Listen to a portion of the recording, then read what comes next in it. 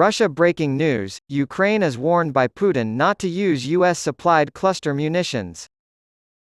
If Ukraine uses cluster munitions, a controversial type of weapon recently supplied by the United States, Russian President Vladimir Putin has issued a stern warning, saying that Russia reserves the right to take reciprocal action.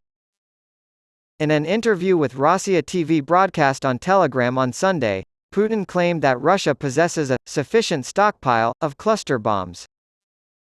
NATO members have criticized the Biden administration for announcing in early July that it would provide the weapons to Ukraine.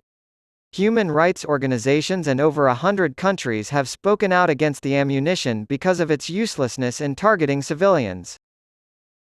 U.S. security officials and Vice President Biden disagree, saying that the weapons are essential to the Ukrainian counteroffensive in the ongoing 15-month conflict.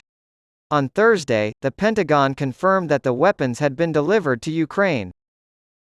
The term cluster munitions refers to artillery shells or bombs that release numerous smaller weapons, or bomblets. For decades, rights groups say, the danger posed by dud bomblets, or bomblets that fail to explode upon impact, will persist. Putin made the first public statement after Biden's announcement. Putin added that Russia has not used cluster bombs in any of its conflicts. It's something they haven't done or used because there hasn't been a pressing need for it, he explained. Ukrainian military officials said on Sunday that Russia fired 4 missiles in the last 24 hours, including 2 cruise missiles and 2 anti-aircraft guided missiles, both of which were made in Iran. According to reports, Russia also carried out 40 airstrikes and 46 attacks using multiple rocket launchers.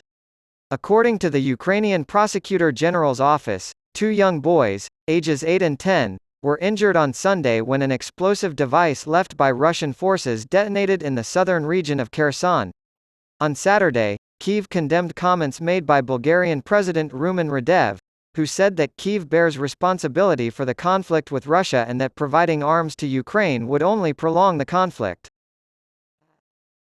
As part of a press conference regarding the recent NATO summit, Radev stated, "I want to make it clear that Ukraine insists on fighting this war. But it should also be made clear that all of Europe is footing the bill."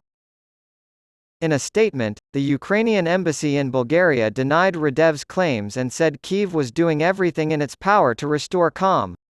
One of the most common supporting theses of Russian propaganda and hybrid warfare in Europe is that Ukraine was treacherously attacked by its northern neighbor, the embassy said. Eric Lagata, Tom Vandenbroek, USA Today, and the Associated Press contributed to this report.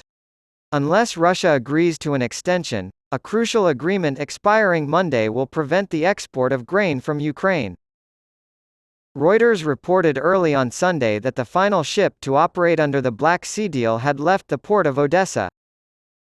On Saturday, Russian President Vladimir Putin called South African President Cyril Ramaphosa to tell him that the deal had failed to achieve its goals.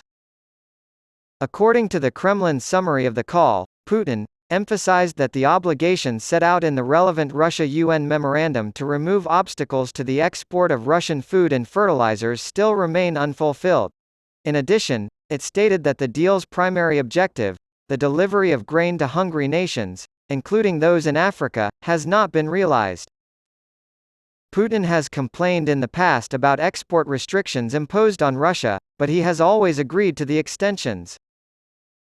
The agreement, which was initially negotiated by Turkey and the United Nations after Russia's invasion of Ukraine in July 2022, establishes protocols to guarantee the secure shipment of grain out of Ukrainian ports.